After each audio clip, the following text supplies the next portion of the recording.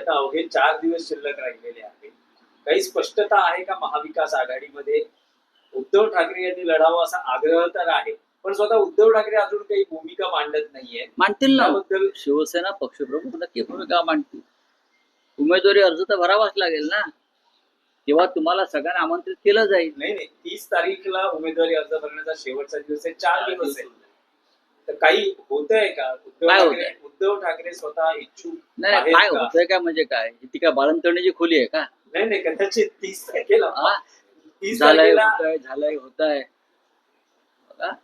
Operation सुरू होणार, व्यवस्थित होणार, पेढे मिळतील, काळजी करू नका. कोणाच्या नावाची मिळणार? नाही राऊत साहेब, कोणाच्या नावाची मिळणार? उद्धव ठाकरे कळेल ना तुम्हाला, त्या क्षणी कळेल ना. पण अनेक लोकांचे पेढे वाटायचे आहेत ना, काय आमचेच आहेत का फक्त? भारतीय जनता पक्षाचे आहेत, मिंदे गटाचे आहेत, अजित पवार गटाचे आहेत, सगळ्यांचे पेढे खा तुम्ही, आमच्याच पेढ्यावर लक्ष का तुमचं? पण शिंदे अतिरिक्त उमेदवार लढवण्याच्या तयारीत असंही कळतंय. कदाचित निवडणूक होऊ शकते, कारण शिंदेकडे ही नावांची यादी खूप आहे आणि त्यांचं असं एक त्यांच्या पक्षात अशी स्ट्रॅटेजी आहे की काँग्रेसची अतिरिक्त मतं आहेत, एनसीपीची अतिरिक्त मतं आहेत, या सगळ्या भरवशावर. शिंदे इतके महान सद्ग्रस्त आहेत की ते भारतीय जनता पक्षाची मतं सुद्धा फोडू शकतात. इतका मोठा माणूस आहे तो. अमित शहानी वाढवलेला. देवेंद्र फडणवीस यांना अडचणीत आणण्यासाठी ते भाजपची मते फोडू शकतात, असं तुमच्या मला एकंदरीत बोलण्यावरून वाटतंय. इथे सुपर पॉवर आहेत महाराष्ट्राच्या राजकारणातले, तसं काही नाहीये. प्रत्येकाने आपापली मतं सांभाळावी, भाजपने सांभाळावी, मिंध्याने सांभाळावीत, अजित पवार गटांना सांभाळावीत, कारण हे मतदान गुप्त आहे आणि कोणी कोणाचं नसतो, सगळे पैशाचे आहेत.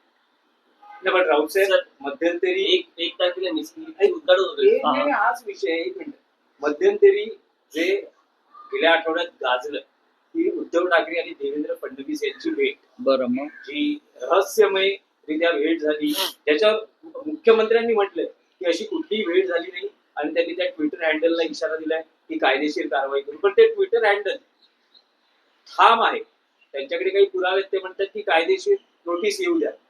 फडणवीस बोललेले आहेत, पण उद्धव ठाकरे अजून काही बोलत. कशाला बोलायला पाहिजे? रहस्य अजूनही फडणवीस राज्याचे मुख्यमंत्री आहेत ना. बातमी काय आहे? फडणवीस आणि उद्धव ठाकरे भेटल्याची. कुठे भेटले असं बातमी आहे? वर्षा किंवा अन्य ठिकाणी कुठेही भेटले असं म्हटलं जातं. एखादा मोठा उद्योगपती काही मध्यस्थी करतोय असंही म्हटलं जातं. बघा, प्रश्न असा आहे की बातमी तुम्ही अशी दिलेली आहे की वर्षावर भेट झाली. वर्षाचे सध्याचे मालक कोण आहेत? फडणवीस. त्याने खुलासा केला, त्याने स्वतः खुलासा केला ना. मग अजून काय पाहिजे आपल्याला? सर, 1 मेला मिसिंग लिंकचं उद्घाटन होणार आहे, पण त्याचे कालच एकनाथ शिंदे हे काल मिसिंग लिंकची पाहणी केली. त्यांची जे फोटो व्हायरल झाले, एक प्रकार इन्फ्रामॅन म्हणून ते स्वतः इमेज ते क्रिएट करायला पाहायला मिळतात. वेगवेगळे बीजेपीचे जे नेते आहेत ते स्वतः देवेंद्र फडणवीस यांना इन्फ्रामॅन म्हणून प्रोजेक्ट करतात. जसं नरेंद्र मोदी हे फोटोशूट करतात, काल आपल्याला एकनाथ शिंदेचं पाहायला मिळालं. एकीकडे कसं आहे, आता रघुराय यांचं निधन झालंय काल, महान फोटोग्राफर. बहुतेक त्यांचा कॅमेरा या लोकांनी घेऊन स्वतःचे फोटो काढत असतील. बाकी काय? आणखी एक विषय आहे की केईएमच्या नामांतराचा विषय. अरे झालं ना, काल बोललो ना, बोललात काल या विषयावर. आज शिवसेना आंदोलन करणार ना, का नाही? मुख्यमंत्र्यांना आवाहन केलं गेलेलं आहे की या नामांतराची काही गरज आहे का? खरोखर गरज लक्ष नाही. घालावं. मंगल प्रभात लोढा यांनी त्यांचं जे ट्रम्प टॉवर आहे, ज्याने भारताला गुलाम केलाय, ट्रम्पने भारताला गुलाम केला, हे तर मान्य करतात ना भाजपवाले. ट्रम्पने भारताचं तोंड बंद केलंय. अशा ट्रम्प टॉवरचे मालक मंगल प्रभात लोढा आहे. आधी त्या ट्रम्प टॉवरचं नाव लोढांनी बदलावं आणि कालच म्हटलं छत्रपती शिवाजी महाराज टॉवर्स करा, आणि मग तुम्ही इतर काही ज्या गोष्टी आहेत तुमच्या सोयीच्या त्यात लक्ष घाला. आधी ट्रम्प टॉवरचं नाव बदला. आम्हाला हे गुलामीची प्रतीक आमच्या मुंबईत नको आहे. ठीक आहे, चला.